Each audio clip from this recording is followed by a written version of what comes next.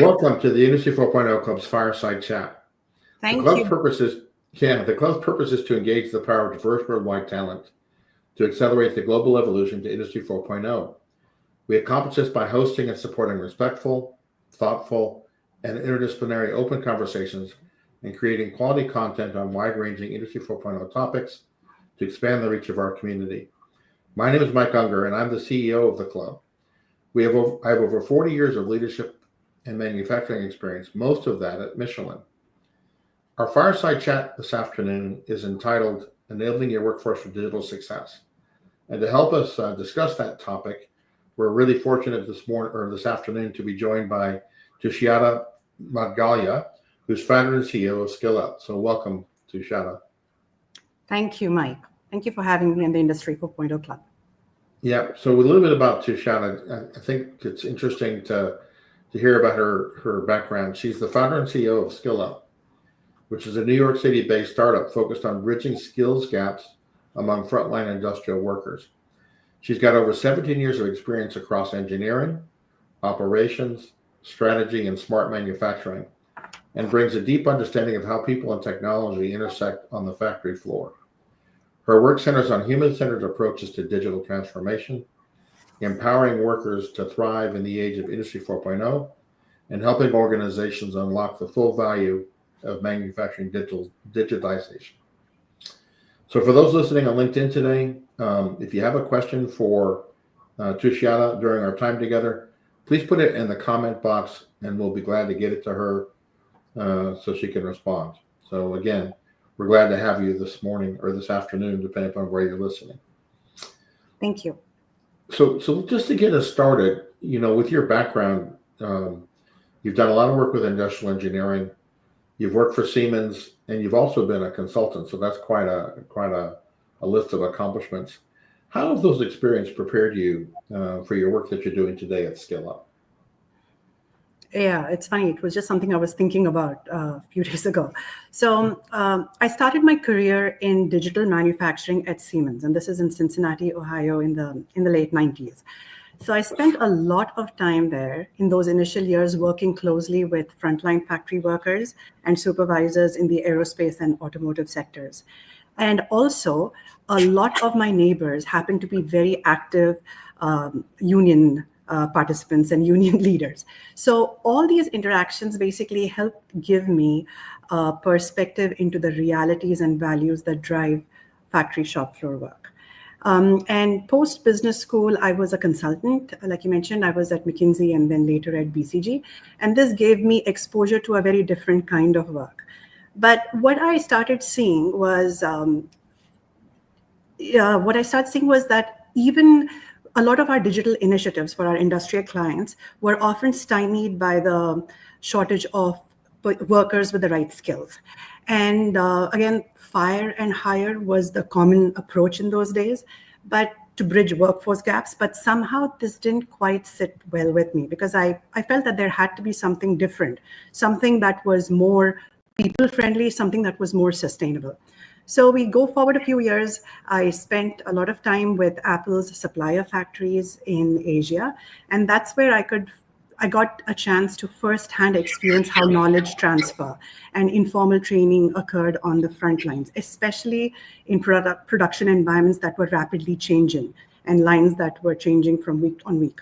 And when I returned to consulting, and this is back in the early 2020s, the global state had changed. It was very clear that there was a global shortage of workers, and fire and hire was no longer an option. And that's where the germ of this idea started taking shape, where you could help companies where companies now had to start factoring in upskilling solutions into their strategic workforce planning. And all these experiences came full circle with SkillUp. It's my solution to making workers more effective, more engaged, and more adaptable in today's changing manufacturing floor. Yeah, so that's really great. So thank you for sharing a bit about that background. So let's talk a bit more. Let's focus in on the workforce. And you mentioned skilling up, helping employers upskill their employees as a way to sort of lack of factory workers. Mhm. What are the challenges around that? What are some of the challenges in doing that? Because it's not as straightforward as just saying, well, we got to upskill for it. Correct. So there are, so let me just clarify the question. So it's mainly what are the challenges that manufacturers are experiencing? So, in these last 2 decades, I think there are three clear problems that are affecting manufacturers. And this is not just in North America, it's worldwide. So I think the first one would be an aging workforce. And you're seeing this problem worldwide. You have more experienced veteran workers who are set to retire or have retired from the workforce. And you have fewer and fewer younger workers entering the blue collar workforce. And what this is doing is it's leading to a skill transfer issue. It's leading to a knowledge continuity issue because older workers are retiring with a lot of tribal knowledge in their heads. And most places do not have structured mechanisms in place to help younger or newer workers onboard quickly and become effective on their jobs quickly. And it's also influencing choices about virtual or classroom training versus on-the-job shadowing. It's influencing apprenticeship pathways. It has lots of ramifications. The second thing we are seeing, the second big trend after an aging workforce demographic shift, is this whole issue of technology deployment. So we are seeing a lot more technology being deployed on the shop floors and like Industry 4.0 transformations. And this new technology is requiring newer ways of working. It requires newer skill sets. Mm-hmm. So again, you're running into a wall with this. And then the third thing that's happening is you now have a newer generation of workers who are very, very unlike previous generations of workers. So you're seeing high levels of attrition, almost 51% and higher in the first 6 months in a lot of cases. Now, what's happening is this newer generation of workers is very different from previous generations in their work styles, in their work preferences. They are digitally extremely fluent. They want more autonomy, flexibility. They are more informed, and they're also very, very diverse. So with this, yeah. And we're also like reshoring happening in the US. Go ahead. Yeah. Well, go ahead. So that's interesting. You comment on those three different challenges. Does it vary by area of the country that you know, or I mean, you're located in New York City. Is it the same everywhere, or tell me, what do you think or it depends on where you are in the country that in terms of these challenges? Yes. So I can definitely speak to Florida. I mean, on the folks that I've interviewed in Michigan, in Florida, in the Midwest, and of course here in the tri-state area, New York, New Jersey, and Connecticut. I can also speak to what's happening in India and to my supplier contacts in China. This is a global problem. And even in a place like India, where you could argue that the cost of labor is less than in a developed country than in the US, you are still seeing the shortage of labor because you are not seeing younger workers willing to come into the manufacturing trades. There are a lot more options that are more comfortable. And you're seeing the story play out in Europe. You're seeing the story play out in North America. Yeah, that's interesting.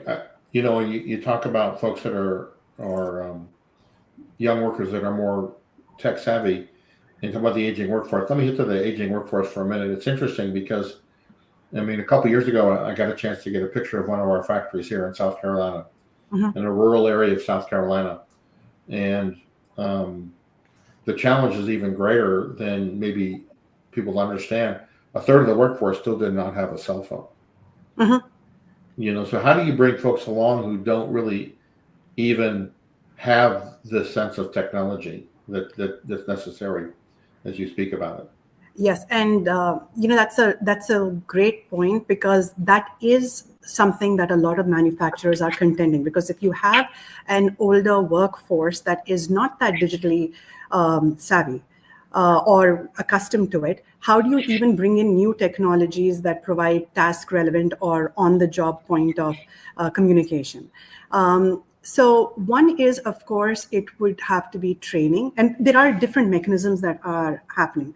There are lots of initiatives where they are trying to push out tablets. A lot of companies in India are creating low-cost tablets to serve workers in content that's very visual. And you're seeing that happen even in the US. A lot of the SMEs that I've spoken with, even though they traditionally did not have allowed devices on the floor, are now looking at devices. So that is changing, but of course it's a behavior change. It's about, and it goes beyond just tablets or phones on the shop floor. It's about how do you go ahead if you have an older workforce and you have newer technologies coming, how do you reconcile that? How do you go ahead and make it part and parcel of their workflow? It's not pushing something on them. It's about seeing what would be, what would have the least friction in fitting into their workday and their work styles. Yeah, that's a great point. I think you highlighted there that, recognizing that and then coming up with solutions that fit that need is really the key. So it sounds like that's what you're alluding to. Absolutely, because what could work in one factory may not work in another factory, and that's where it's. You and I have spoken about this the whole lean thing when everybody jumped on the lean bandwagon, but it's not about blindly applying the principles. It's trying to understand what fits and what needs to be contoured for a particular context or organizational culture. Yeah, that's a great point. So, what are some of the other alternatives that manufacturers can pull on or can implement to address some of the challenges that you've brought up? So in the last 12 months, so just to recap, what we are really seeing here is all these macro trends are resulting in two main things, two headwinds. Yeah, right. Labor shortage and a skill gap issue. So in the last 12 months, I've been speaking in the connection of Skill Up, I've been speaking with a lot of SME owners in the industrial sector and senior management. And this is a question that comes up again and again, and it's interesting to see what people have started working on as well to combat these issues. So essentially, it could fall under three buckets. So, and I think of it as people development, technology to automate where it's applicable, and the third thing is partnerships. So in people development, it's basically the first measure would be invest in people. And we are seeing this also, it's becoming more and more rampant because it's not about technology, it's about how technology empowers the worker. It's not a headcount, technology is not a headcount reduction mechanism alone. So investing in people development is paramount. And what that really means, it runs the gamut from creating systems that can capture or leverage tribal and tacit knowledge to promoting leaders who are not just operators, but also good coaches, to creating more effective task-based training rather than classroom training, to creating a culture where workers feel like they're more contributing members and continuously improving rather than just cogs in the wheel. The second lever would be deploying technology strategically. And I emphasize that word strategically because it's about focusing how technology can drive a process, how it can work around a worker or empower a worker to make more informed, faster decisions at the point of work. Not merely to replace headcount. And as a technology that's implemented around work processes, around a person workflow, has far higher chances of being sticky and producing positive outcomes. So on the shop floor, you need technology, one, to make informed decisions, but you also need that technology to drive that process discipline, which will lead to more stable performance, better cost measures, a more competitive cost structure, and higher quality. 12:44 p.m. Sorry. And that was my iWatch. And then you have the partnerships, which are my personal favorite because this is the bucket where I see so much innovation happening. So on the front of recruitment, I saw one SME head who told me about how he's actively recruited. His recruiter is now a white collar recruiter because he realized that with so many white collar workers displaced with the AI wave, they are extremely trainable. They bring a sort of work ethic which he can train within his factory. So he is focusing on non-traditional workers to bring them into his arena, in industrial arena, and he's extremely happy with the results he's got in the last 2 years. Then I've seen partnerships with vocational schools to not just focus on technical content, but also on content like trainability. critical thinking and first principle approaches, which can stand the workers in good stead in a changing manufacturing environment. 12:45 p.m. And then the third one is, of course, the whole focus on looking at, I'm just looking at so basically novel approaches for succession planning and job shadowing. How do you accommodate that when you have fewer people? Some people are resorting to virtual ways to record completed work and send it back to an expert back on the site who doesn't have to spend the entire day with you. So companies are coming up with different measures, and this is my favorite because it's so, there's a lot of innovation here. Yes. No, that's great. I just want to remind our audience, we've been talking for the last 15 minutes with Tushyati about how we enable the workforce for digital success. And if you've got a question that you'd like to ask her, please put it in the comment box and we'll get it to her while we're still here live on the broadcast. So, well, there's some really good examples that you share there about ways to pursue that. The partnerships is really quite interesting because there's a lot of folks out there that can help you, but how do you pick the right partner? It's an interesting thing, because we find there are a lot of people who are trying to quote unquote sell certain things. There are lots of schools. Yeah. I mean, how do you choose the right partner to be able to help you really move forward? Because that's for a small and mid-sized manufacturer, they really can't afford to miss when they go forward. They don't have the resources or the money to do something over again. Yes, and that is a great question because it's forcing us to start thinking we're in the realm of, hey, you can do this, you can have this solution, this could do this, but how does it feel from the other side? So if I put myself on the other side, what would really matter? So let me just backtrack a little. Most of us think that small and medium enterprises are behind on adopting technology, and how do we cater to them? I don't think it's because they're behind because they're slow. It's because they are simply very, very busy. Every single SME that I've talked to in the last 12 months are extremely lean organizations. You have general managers who are doing procurement, who are doing scheduling, who are jumping into HR issues, who are even filling in gaps on the floor when somebody is called out. So the first thing, to come to your question, the first thing I think would be not putting technology for technology's sake. You cannot go in there with, you have to address something that they're experiencing here and now. So the first thing would be to go ahead and go tackling some operational pain point. So it's not so much about, hey, everybody's doing AI and we can show you how to do AI and I can help you build your data lakes. That's not what they want to hear. Instead, if you go ahead, and I'm just using an example from my experience, go in and say, hey, the time to take to really get someone up to speed is about 8 weeks. We can show you how to reduce it to 3 because that will make them more effective faster. Or you have 2 people who are basically your experts for this line.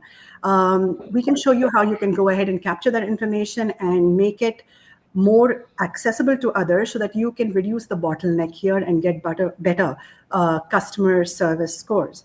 So it's basically going headfirst with an operational pain point that's really, really relevant to them. And I learned this the hard way.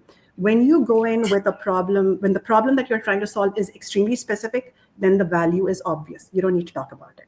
Then the second thing is focus on as what if I was looking for a provider, I would focus on someone who can offer me low friction. As in, I'm not about high features or the bells and whistles. I'm about low friction.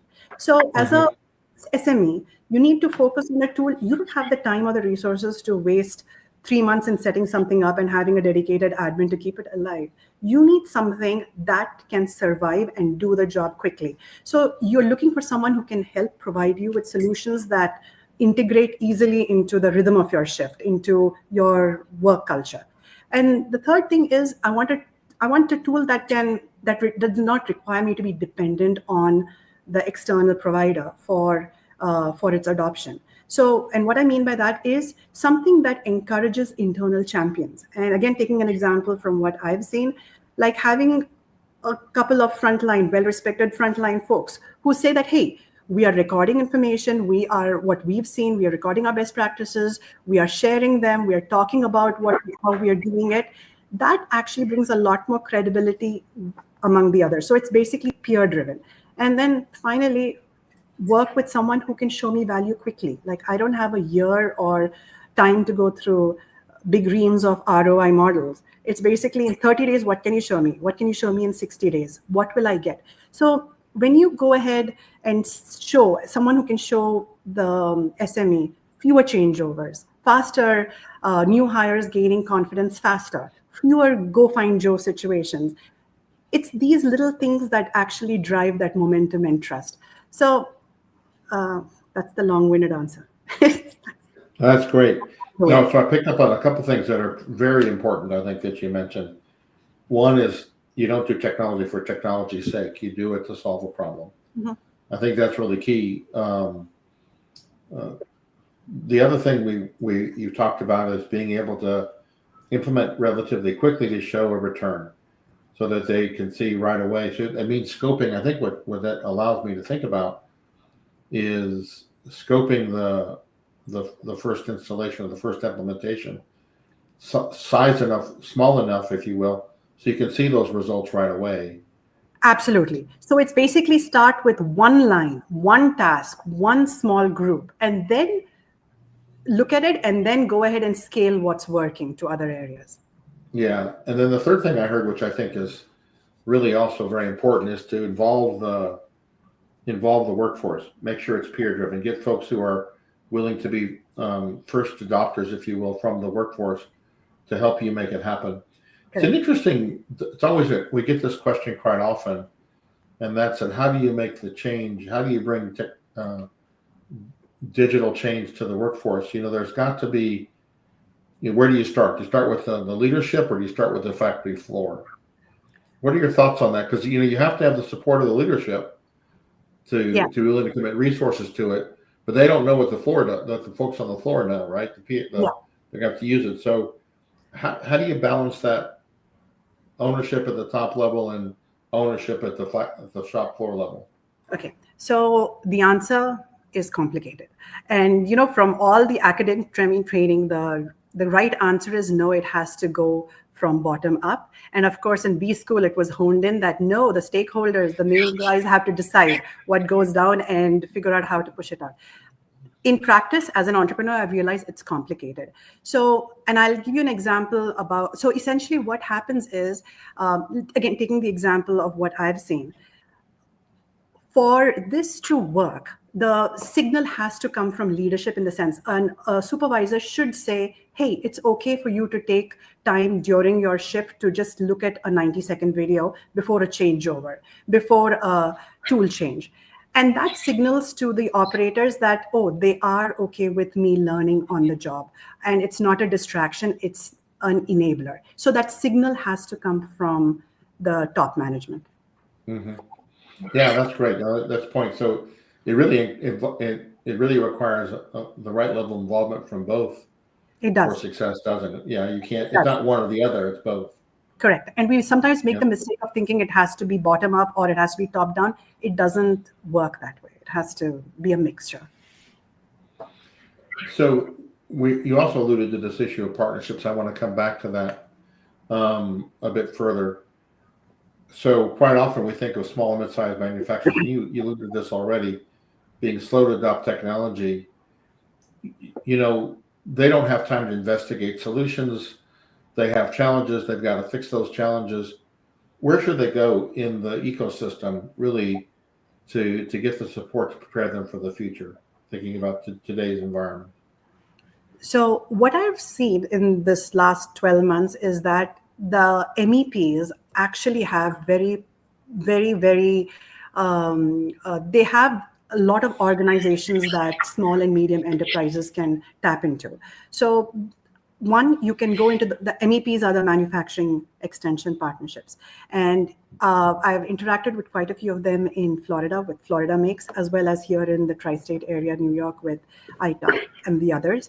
And they do a lot of sessions, both to educate small and medium enterprises, as well as to give them access to consultants who can come in and share best practices or help them look at their particular situation and go ahead and help chart a path forward that's just right for that organization. So there are loads of